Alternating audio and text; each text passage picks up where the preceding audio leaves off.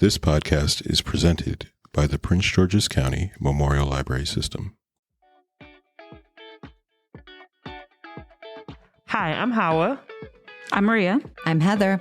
I'm Darlene. I'm Hannah. And this is our podcast, These Books Made Me. Today we're going to be talking about Gabi, A Girl in Pieces by Isabel Quintero. Friendly warning as always, this podcast contains spoilers. If you don't yet know who makes a really cool, unsafe for school zine, proceed with caution. Was this everyone's first time reading? If not, how did this reread compare to your memories of reading it when you were younger? So as always, this was my first time reading it. I actually hadn't heard of this book until we decided that we were going to discuss it. So I went in not really knowing anything about it, but it was really good. Like I didn't realize that this book had come out 10 years ago. It didn't feel like, I mean, even though 10 years ago isn't that long ago, but you know, it was a different time. So I liked it. It was cool. Same with me. I actually bought it during the pandemic, and reading it, I realized I actually never read it. So it was, it was a fun read for me. And for me, it was a bit more personal, mostly because I am a Mexican white girl. but I thought it was funny. And yeah, Gabi was great. A really funny storyteller. I read this book when it first came out. I was working as a librarian, and I was more focused on teens then because I was still in youth services. And I loved this book so much when it came out, and I thought it was one of those books that I read it, and I was like, I wish I had had this book when I was in high school, you know?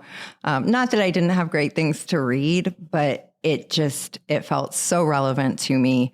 And then I also wished I had had this book when I was still working with teens, when I was working in Tucson, because I felt like, oh gosh, they would have connected so well with this. I think it does some things that are, were very unique at the time and are still pretty unique with YA, like looking at a parent with a meth addiction, I think is pretty unusual in YA literature, especially with the level of detail that she has about his addiction. And I think that so many kids grow up with that experience that just kind of gets glossed over. Like you'll have an absent parent, or you'll have one or two sentences about, oh yeah, my dad's off on a bender or something. But I feel like the focus in teen books is usually either alcoholism or it's the teens using the drugs. And so to see this depiction of a family that was dealing with addiction, I thought was just really important and remains really relevant. So not my first time reading it. I've read it several times. This is one of my most recommended books to teen girls, especially. I love this book. I think it's great. So it was my first time reading this book. Similarly to Heather, I wish that I had read it when I was younger, or that it was around. Well, it was around when I was younger, but I meant when I was in high school. I really enjoyed it. It reminded me of a few other books. It reminded me of Not Your Perfect Mexican Daughter. Yeah. A lot. And then it also reminded me a little bit of Julia Alvarez, but more so House on Mango Street. And I really enjoyed all the little references like Pride and Prejudice and Juno. Is the prognosis fertile, Myrtle? Minus or plus? I don't know. It's not seasoned yet.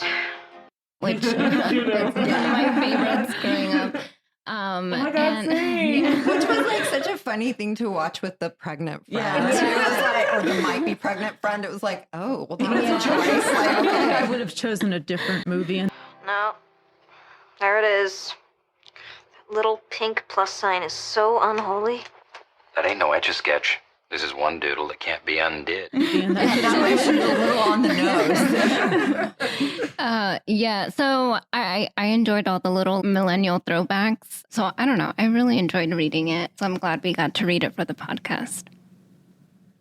So I read this yesterday. I guess technically... Well, Howell read it today. So. Technically, I guess I was younger yesterday, but I haven't reread it yet. But I loved this book. You're getting on my nerves. Sorry. I read it in one sitting, which I have a real hard time doing anything in one sitting, so it was not a hardship to do that. it reminded me a little bit, not in terms of like the writing style or the content necessarily, but like there was a time when I was a generalist librarian when I was keeping up more explicitly with teen literature than I do now. And, you know, I had like a series of like favorite teen authors that like anything they would come out with, I would pick up. And this, like the level of enjoyment I got from reading this book reminded me of that. So it was no complaints in having to read this book. Thank you for suggesting it. Yeah, you drew me in automatically. Like, I just realized, is your outfit inspired by the cover? It was not my outfit. It was inspired by I had a tour to give the Perfect shade of green. I did want to, before we go into the plot summary, just say something about Darlene mentioned the little pop culture references. And before I came over here, I was at Bladensburg and talking to Yesenia about the book. And we were saying that we thought it was a pretty clever trick that the phones. So Gabi like ruins her phone basically at the beginning of the book. So the phone is really not present until the end of the book. And I think that helps this book so much because it gets you around the problem of, okay, well, people wouldn't have this conversation. They would just be texting it or something like that. And it resolves a lot of issues where it's like, well, you would just call somebody or you just look this up or you... And I think that's part of why you were saying it didn't feel like super dated or anything, even though it's 10 years old, it still feels pretty fresh. And I think it's because she took the phone out of the equation. I think that was really smart. That's a good idea. Yeah. I was wondering about that because I feel like teen literature dates so quickly. Yeah. And I do wonder what it's like to be a teen now reading this, although teens seem to be reading like nostalgia reads, selected nostalgia reads. like it wasn't as much like of a, oh, they're texting about it or, oh, this is what they're talking about on social media. Like, yeah. I don't know how I feel about books including social media, but that's a conversation for another day. Yeah. Gabi Hernandez is a high school senior who worries a lot. To be fair, Gabi has a lot to worry about. She has family trouble, boy trouble, friend trouble, and trouble loving herself. Gabi has wonderful best friends, Cindy and Sebastian, and they share her dreams of going to college and getting out of the sometimes suffocating small-town vibes of Santa Maria, California. But those dreams look like they might be derailed when Cindy becomes pregnant and Sebastian is kicked out of his home after coming out to his family. Gabi is dealing with her own drama at home as her father is a meth addict who disappears for long stretches and then shows up to ask her for money. Gabi's long-suffering mother works at the hospital and keeps the family afloat, but constantly harangues Gabi about her weight, acting too white, and keeping her legs shut. These are all things that eat at Gabi anyways. She thinks she's too fat and worries that boys won't like her. She thinks she's too white-looking and doesn't look Mexican enough. She has crushes on multiple boys and worries this makes her bad. Gabi excels at school, except in math class, and is on track to make her dream of attending college at Berkeley a reality. But it just feels like one thing after another is trying to get in the way. Her father returns to the family briefly as he attempts to go cold turkey, but quickly falls off the wagon again, but not before getting Gabi's mother pregnant. Gabi, in the meantime, throws herself wholeheartedly into her poetry class at school, discovering a real talent and finding support from her classmates and her teacher. Gabi also finds her first boyfriend in Eric, but loses interest pretty quickly and then catches him making out with Sandra at the mall. She's not single for long, though, as Martin, the boy she's been crushing on in poetry class, admits he's been falling for her for a while. They are both talented young poets and come to share the bond of losing a parent way too young. Martin's mother died when he was in middle school, and after another brief interlude of sobriety at the holidays, Gabi finds her father dead from an overdose in the garage. Post-funeral, Gabi's brother, Beto, spirals and begins drinking on top of frequently ditching school and getting arrested for his graffiti, and her mom goes into premature labor after an explosive fight. Cindy has her baby and names him Sabi, a portmanteau of Sebastian and Gabi. Gabi's frenemy, Georgina, also ends up pregnant and panicked because her violent father will literally kill her if he finds out. So Gabi and Martin take Georgina to get an abortion. It's not all bad, though. Gabi starts to get her college acceptance letters, and Berkeley said yes. But as usual, Gabi's mom and Tia Berta rain on that parade too and tell her it's a bad idea and they can't afford it. Gabi chooses Gabi for a change and starts figuring out how to get out and make her college dream happen. And life keeps moving. Tia Berta moves in to help with the baby. A kind of evil hot boy at school hits on Gabi, but she stays true to Martin. There's a Tijuana prom dress disaster, a near disaster with Tia Berta and a condom purchase, and a post-coital love poem and flowers from Martin. Things almost go completely off the rails when Gabi attacks Cindy's rapist in the school hall and gets arrested and suspended. The principal intervenes and Gabi's allowed to return to school after the charges are dropped. She can't walk with her class at graduation, but her admission to Berkeley is safe. Everyone, including Tia Berta's new boyfriend, celebrates at Pepe's House of Wings, and Gabi and Martin are off to Berkeley in the fall. Isabel Quintero was born and currently lives in Southern California's Inland Empire region. The daughter of Mexican immigrants, she grew up in the city of Corona and started writing poems while she was in elementary school. The first story the young Quintero completed was a spooky, urban legend-inspired Halloween story. Authors she has cited as influential on her while growing up include Michelle Serros, John Steinbeck, Stephen King, Pablo Neruda, and E.E. Cummings. Quintero took a YA lit class in college and was inspired by the literature. Works such as Fat Kid Rules the World by K.L. Going, Crash Boom Love by Mary Burrett, and Crank by Ellen Hopkins, and the idea of writing a novel in verse. From an interview, Quintero said, "Before I took that class, I really didn't think about YA as something besides sparkly vampires." She earned a BA in English with a concentration in literature and MA in English composition from California State University, San Bernardino, and has worked as an elementary school library technician, events coordinator, assistant editor, and as a community college teacher.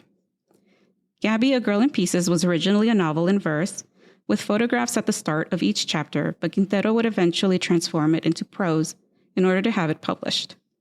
She says that the diary format of the published version was partially inspired by the Diary of a Wimpy Kid series. Gabi, A Girl in Pieces was Quintero's debut published novel, and it won the Thomas Rivera Award, California Book Award Gold Medal, and the Morris Award for Debut YA Novel. In an interview, Quintero states that Gabi is not a memoir, but parts of the character are inspired by her life. She's an author who writes for different ages and in different genres. Another well-known work by Quintero is My Papi Has a Motorcycle, an illustrated collaboration with artist Zeke Peña.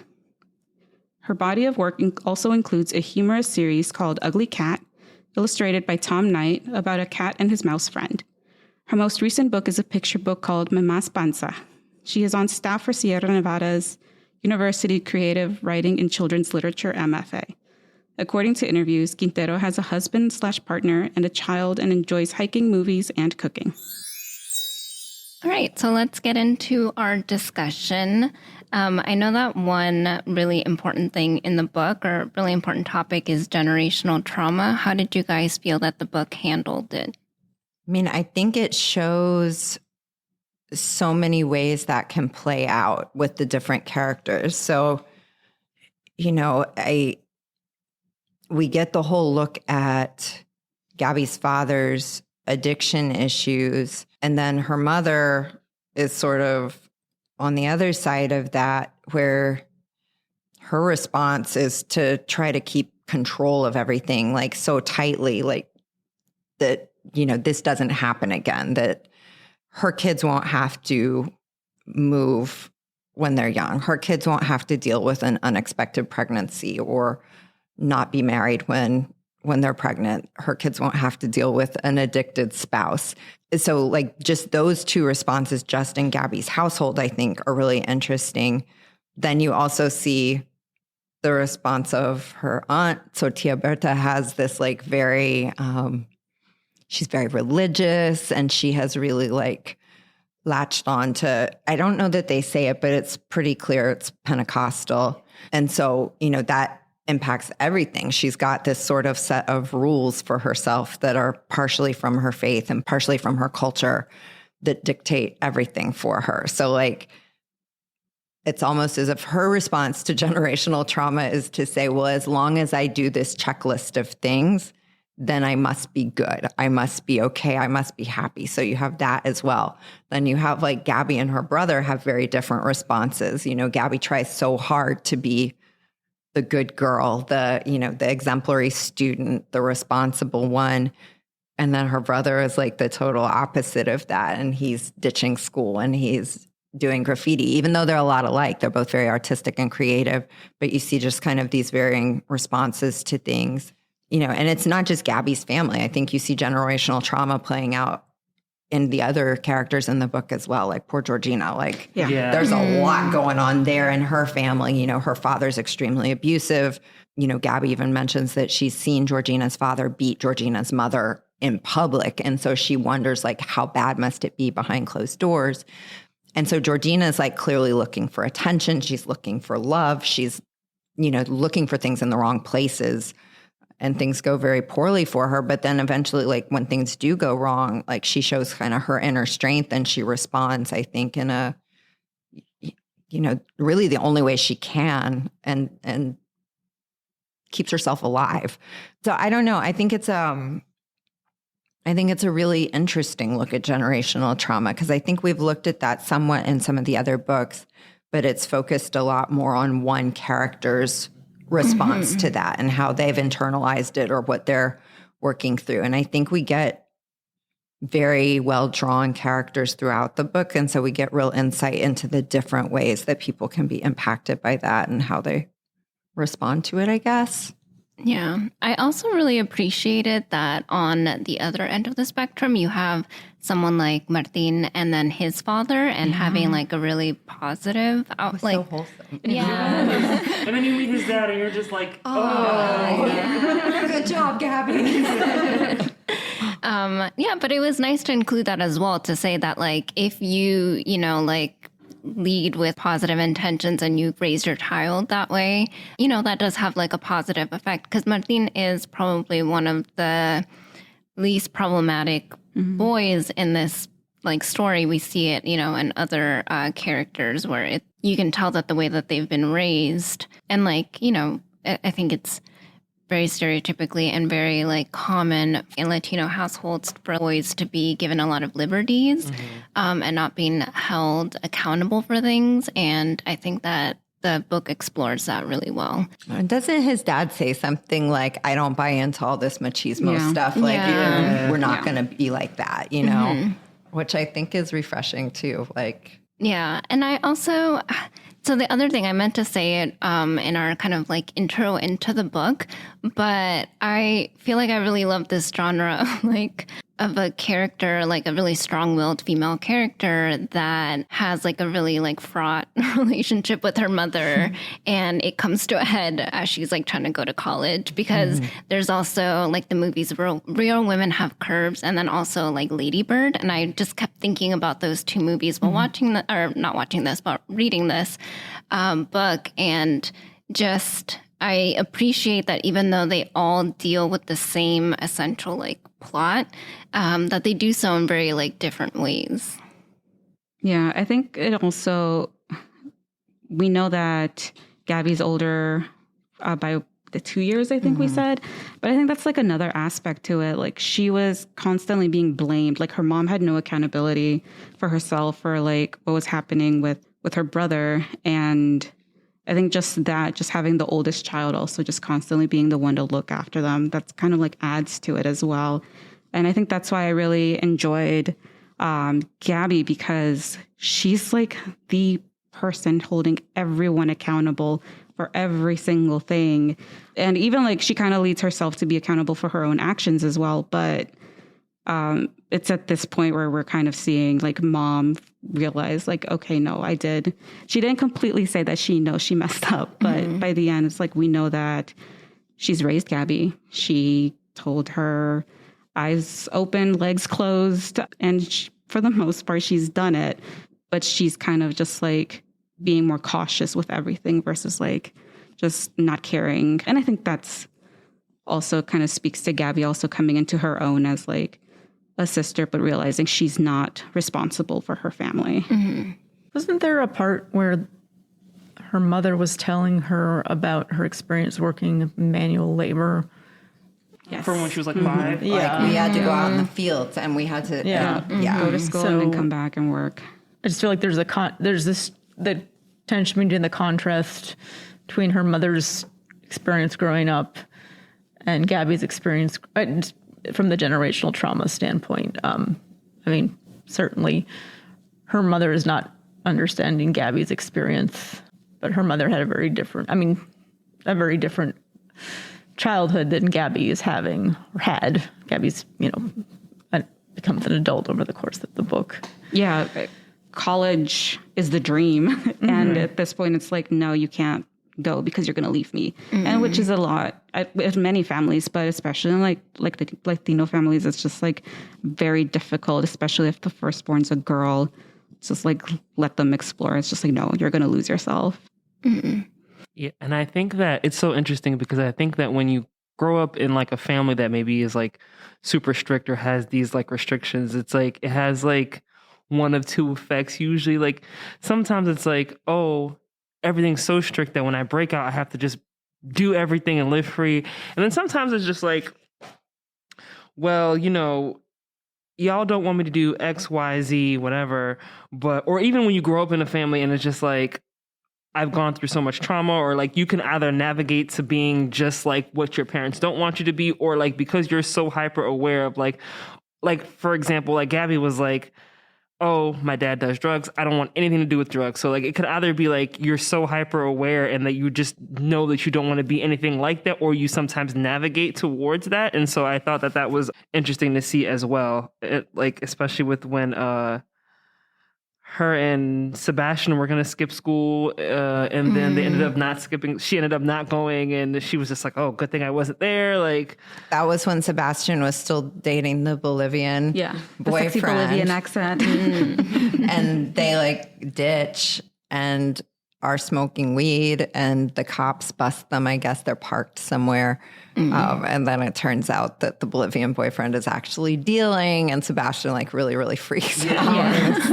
And I guess freaks out to the degree that the cops are like, oh, this kid had no idea what was going on. You just go home and we'll deal with the other guy that's like, you're not our target. Exactly. Well, speaking to what Maria was saying, I feel like that's why Gabi was very likable as a character. Speaking of like her always holding people accountable, I like that she always checks in with herself too. Yeah. There's like several times where she's like, is this like the appropriate way to be feeling? And then like, I guess she just kind of realizes like how that's affecting others, and then kind of checks in with herself. And she's like, well, I think it's okay that I feel this way. And I like that at the end when she did, it was Edmund. Oh, when she attacked him. Yeah, when she attacked him, and then Cindy got mad and was like, it was not for you to do anything. It's really easy for Gabi to just kind of say like, I did this for you, but she kind of took a step back and then was like, yeah, I mean, she's right. At the end of the day, it didn't happen to me. So I like that she kind of did her research, and like she found out that the best way to have been a good friend to her would have just been to like ask how she can help and give her resources. And then that's what she did. So I appreciated that.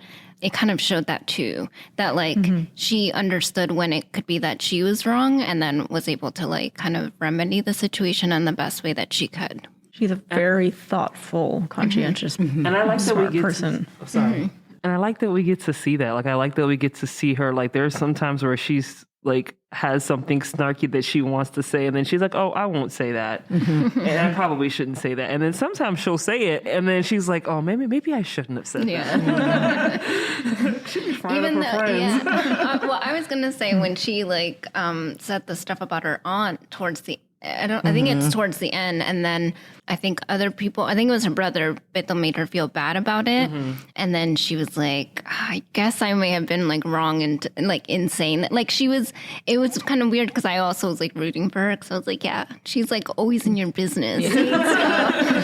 Like, why is she such a hypocrite? And then, like she kind of takes the time to kind of be like, oh, okay, but I can understand it from her perspective. I do think that that's like a really tough position to always be in, to always have to be the understanding one, but I still appreciate that she tries. Well, and I like too that you see how she processes that for herself too. Like, I mean, part of it's because it's an epistolary novel, so everything is journal entries. And so it is really, you are in Gabi's head, like you are during her deconstructive phase of whatever just happened. But I was thinking about when after Gabi's father ODs, Georgina says something like, I didn't know your dad was a crackhead. And Gabi just slaps her. A lo que yo vine fue a esto. Like as hard as she can.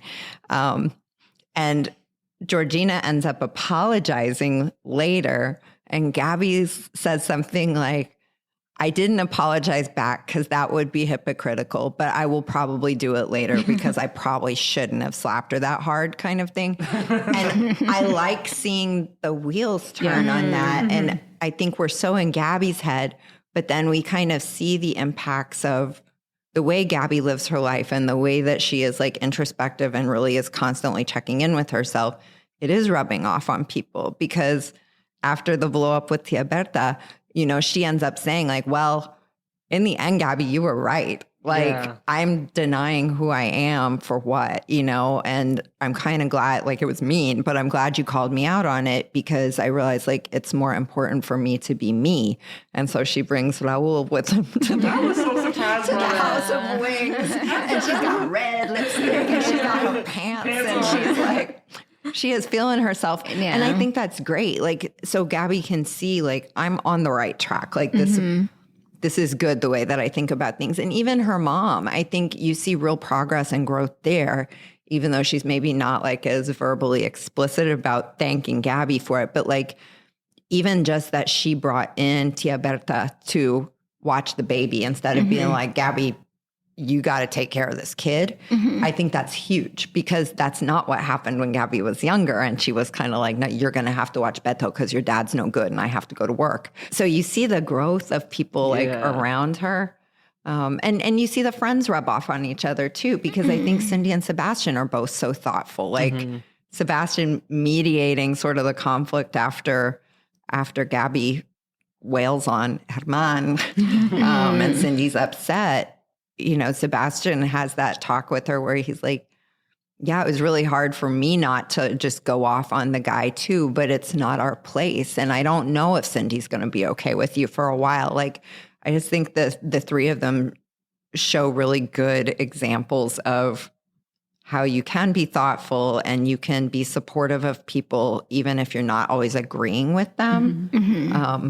And yeah, I feel like that's almost kind of the through line of the book is that it's like you have to be true to yourself. And sometimes that means that there's going to be conflicts with other people and you have to own that too. And like, how do you navigate that? And I think that's cool. I think it's a more introspective book than we often get for YA.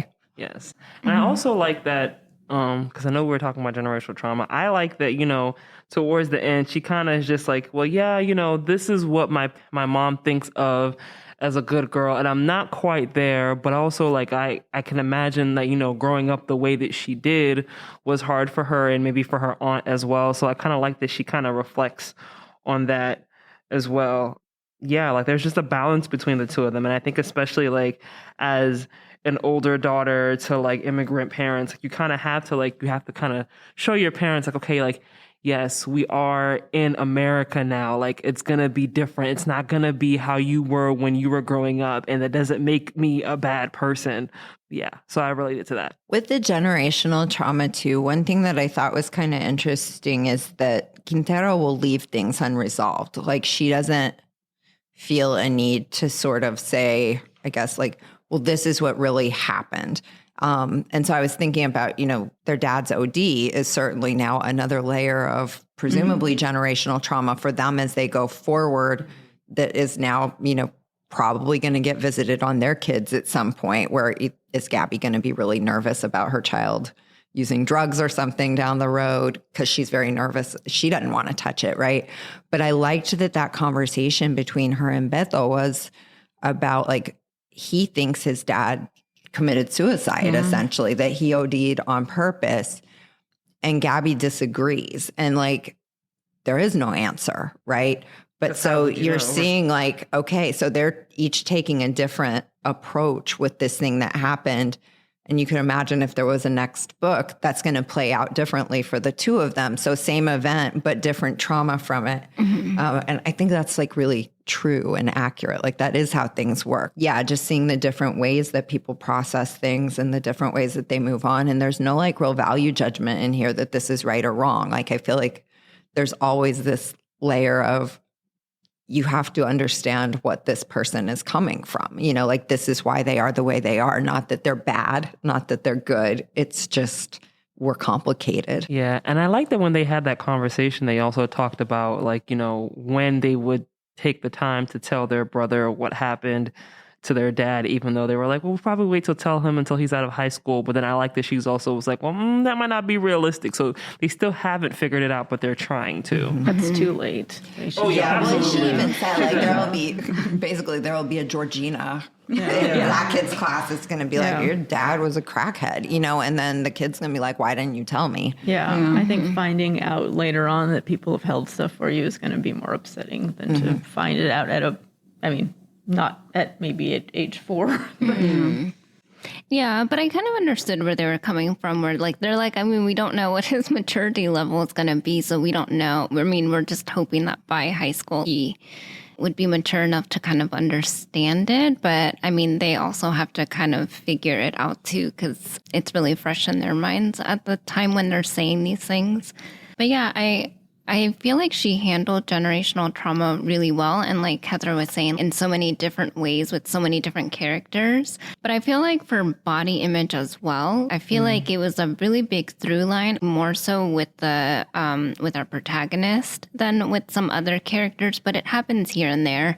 But yeah, I mean, there are just so many moments and so many characters that like really comment on her body and, you know, how she's internalized that. Is there anything that we wanted to kind of discuss? Well, with her, it was mostly from stress eating. With everything happening with her dad, with like the guys or with Cindy, she started gaining weight. And that's why I found Martin very wholesome, because he didn't get her to start running so she could lose weight. It was so she could get relieved that Blow off stress. steam. Because she was just holding it all in. And the same thing, which is why the teacher told her to like write about it. Don't keep it in. But yeah, at least for her, like her body image, a lot of it was because of like her environment. It was a lot of just stress eating, which is very difficult, especially when you're like 17, 16. It's like prom, like getting ready for the dress. So I know it was very difficult, but I was proud of her, because by the end she was just running just to blow off steam, not to just like consider eating.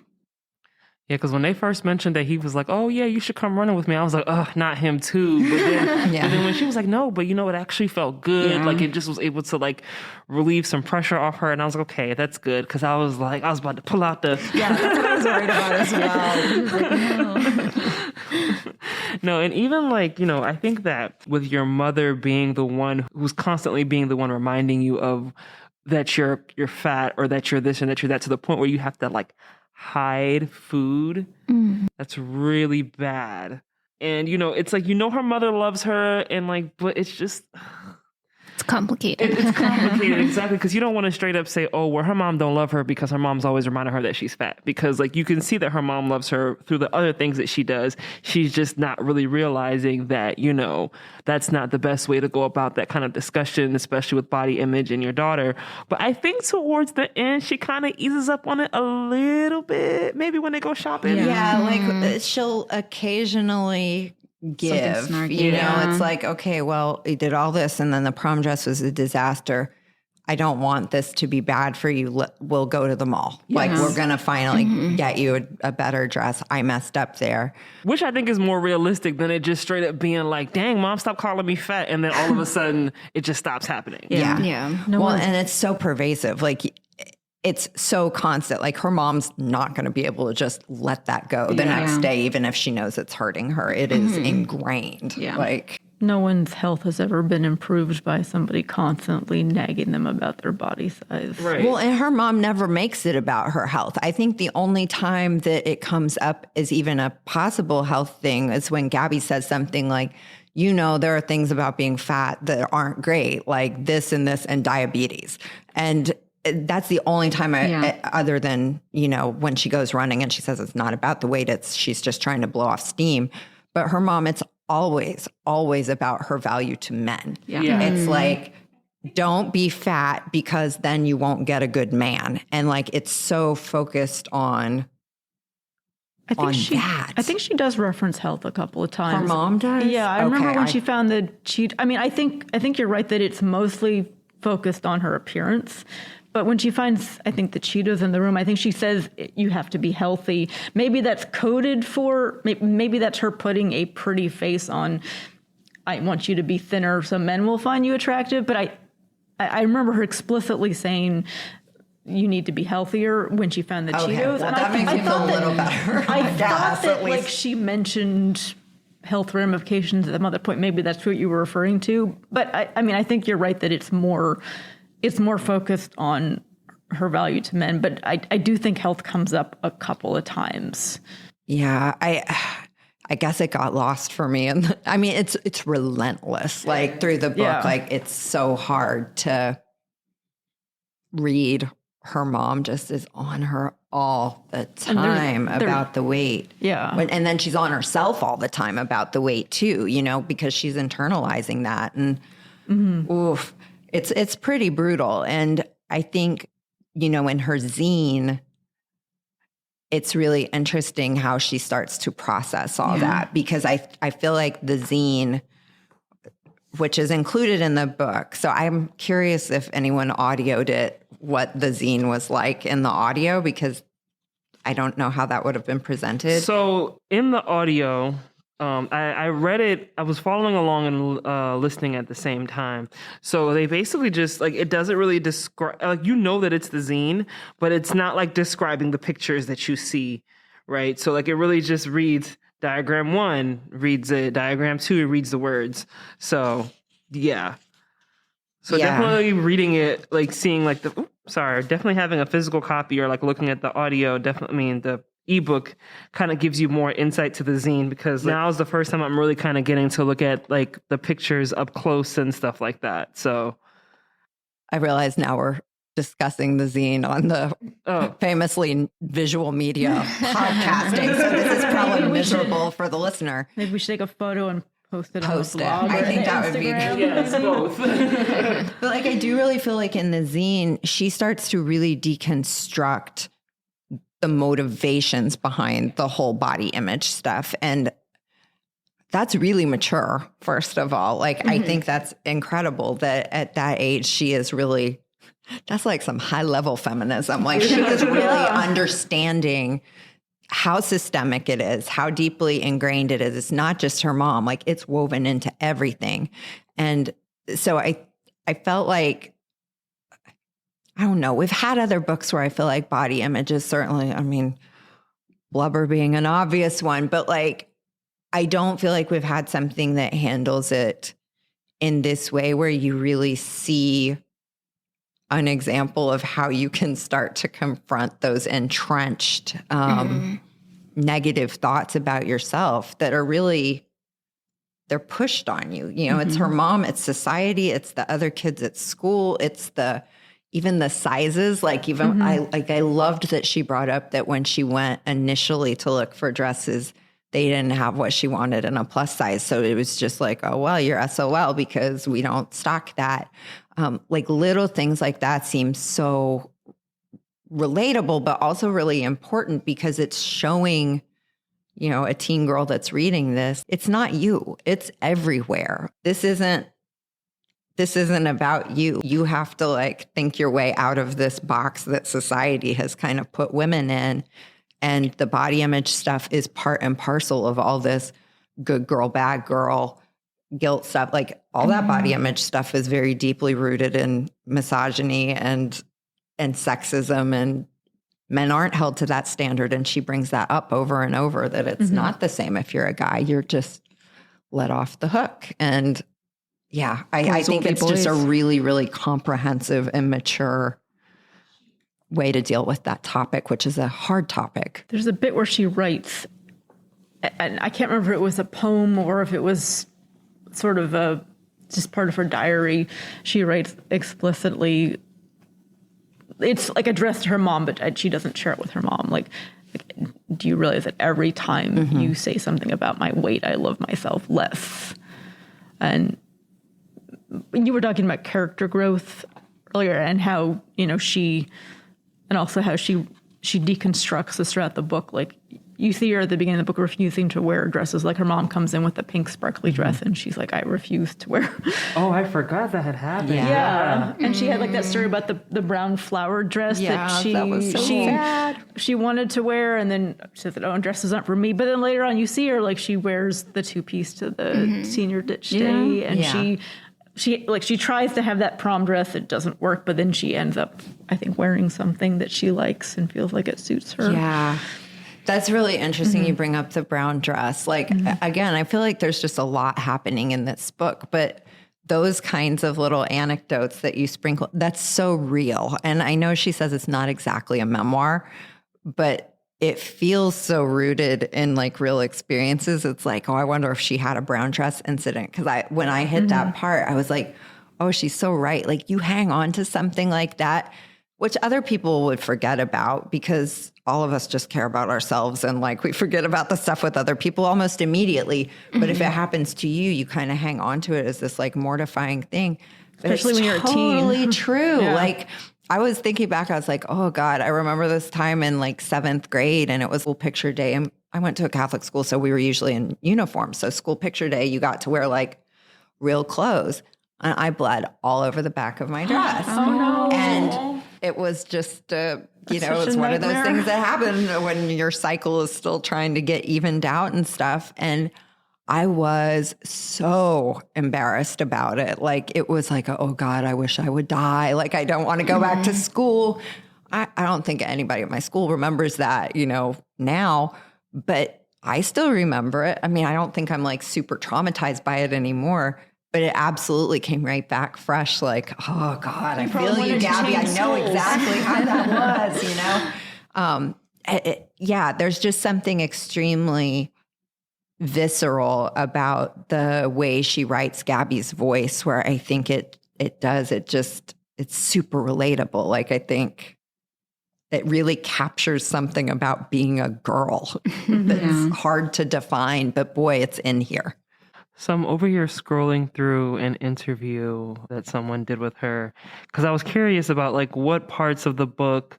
She says it's not a memoir, but obviously like certain parts did kind of come from her life. So she talks about, she said, she did pull from her life with her dad. Her dad was an addict, but her dad is alive and sober. But she was saying that, something that she constantly had in the back of her mind was, what if he did overdose?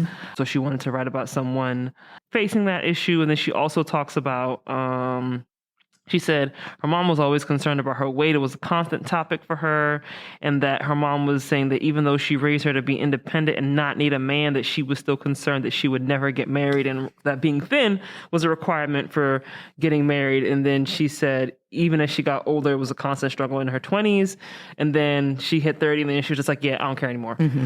So yeah, I thought it was interesting. And she also mentioned that she does hiking and running, because she says she has generalized anxiety and depression. So hiking helps her, and that body image issues came with anxiety and from her being in an unstable household. So in case anybody was curious about that, but she's like, now she doesn't really care about the body image stuff, and the running helps her with that. And then she also like looks to different fat activists as well.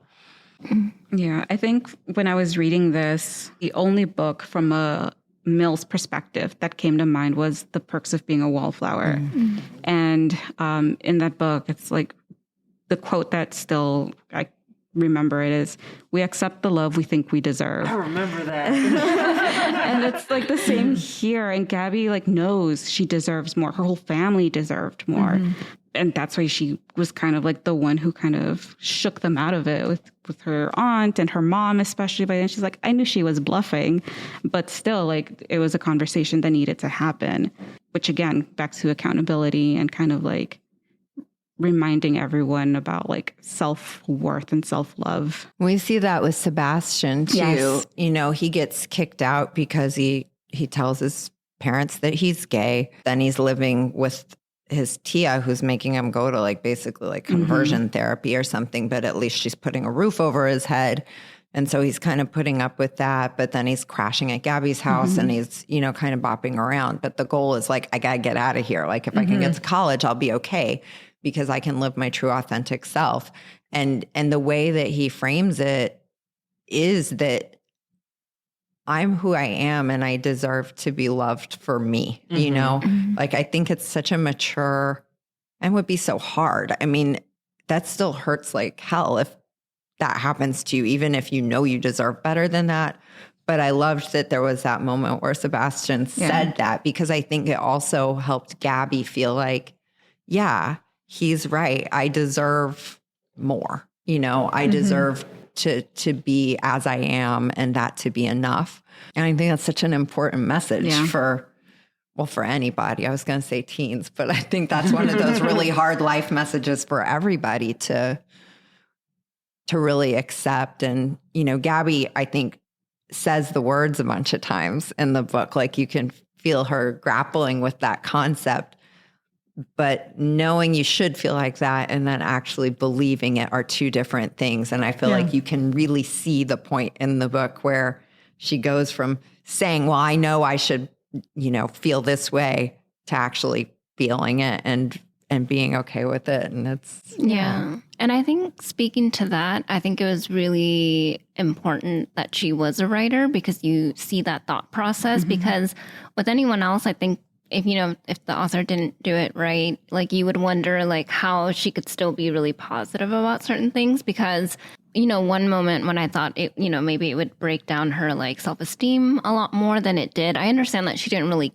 care for him as much, but when Eric was seen like kissing Sandra, like but you know, like that was kind of like a worst fear sort of realized, where it's like, oh, because she, you know, I think she had her doubts a little bit about like why anyone would be attracted to her, and then he was, and she kind of accepted that, and then I think that put some like doubt in her mind again, but then it didn't really stop her from then pursuing something with Martin. And so, and I think part of the reason why I think as readers we understood that journey is because obviously like we're seeing her like journal entries and we know, you know, kind of what her thought process was through all of that. I have to admit, I do like it when Gabi gets angry and flips people off or calls them out of their hypocrisy or tackles them.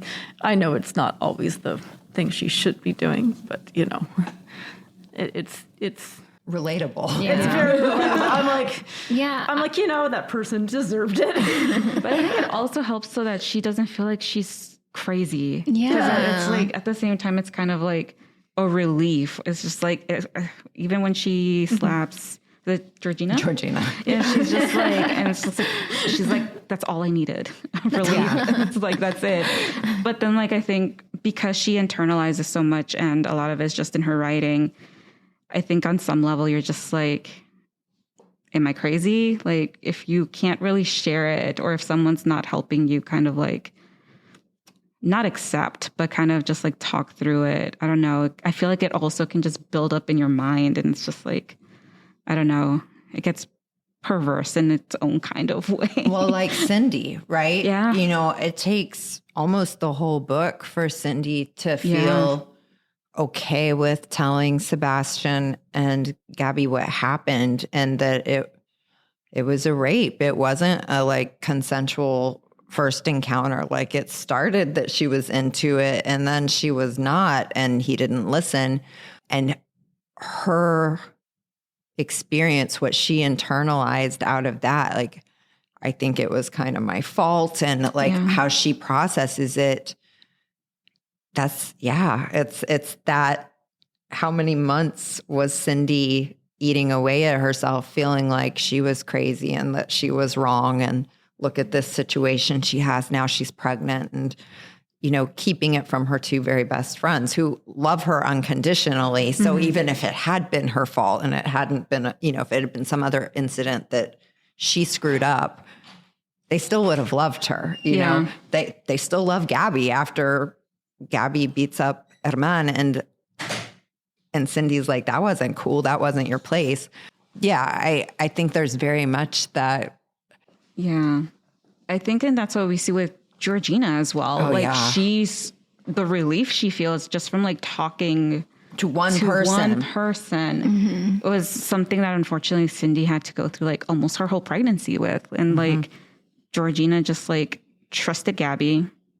She went through her own thought process as they drove towards the abortion clinic.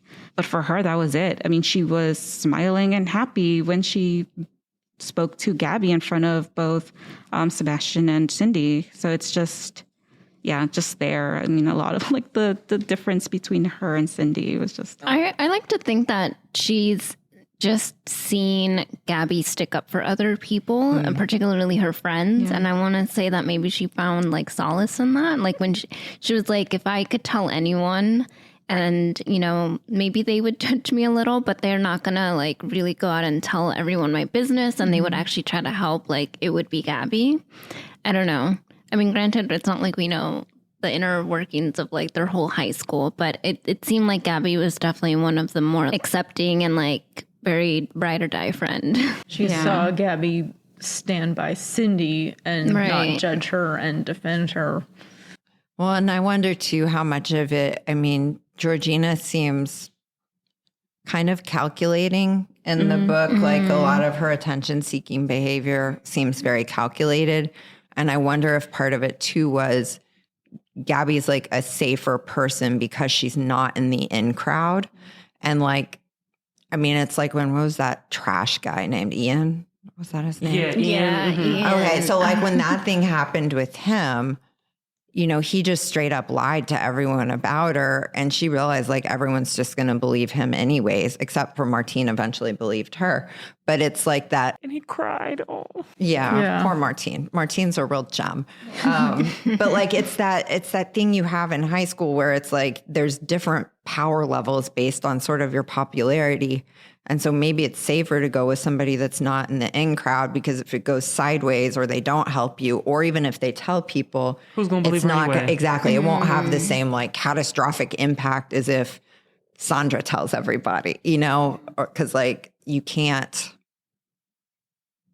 trust someone like that because they're playing the same game as you. And so maybe Gabi and Sebastian and Cindy seem a little bit safer because they're their own thing. Yeah. Speaking of Ian, when Darlene mentioned Juno, there's the scene where I don't remember his name. He's like Sean in Degrassi. And he's just like walking by and they're like making fun of her. But she's like, yeah, no, he wants me. Like all of these jocks want me. The funny thing is that Steve Randazzo secretly wants me. Jocks like him always want freaky girls. And it's good. And it's funny kind of like seeing how Gabi's very down on herself with all of the guys. But literally like at one point, like all of the guys are coming looking for her. Yeah. But I think because of that reason, because she's so great at kind of like being herself. Like she's just kind of like luring people in because she's very genuine at the end of the day. But that was just very random. So I need to go rewatch Degrassi because not Degrassi, Juno, because I did not realize the guy who played Sean was in Juno. Yeah. But also, and that's how many times has Degrassi come up in the podcast? I feel like I've mentioned it in half of our episodes. There are books. We should. That would be funny. But sorry, that's like my guilty pleasure. The other thing that's funny about Gabi that I think is interesting, like at one point she's like, "Yeah, I'm in a relationship with this guy, but I also kind of have a crush on this guy and this guy," and she's like, "Is this wrong?" Like, and I'm like, I think it's hilarious because I was also one of those people who had like 80 million crushes at one time in like middle school and high school. And I'm like, am I boy crazy? Is this weird? Like, I think it's called being a teenager. Exactly. I think it's called just being a person. You know, I think it's super mature that she was like that clued into what was going on with her, because you know, that's relevant for a 35-year-old woman that's, you know, 10 years married and is like, oh, but my work husband is kind of cute. But at the end, she chose Martine. Like she knew she was maybe playing with fire a little bit because it was like, why would Ian want me to come over early? Like, unless there was some ulterior motive, but she didn't really want to believe that. But then that was what was the case. And I think that's how a lot of people where it's like, oh, it's this harmless thing kind of in my head. It's a nothing thing. I'm not acting on it until it gets more real. And then you have a choice to make. She's like, should I kiss him back? Yeah. He's hot. For a moment.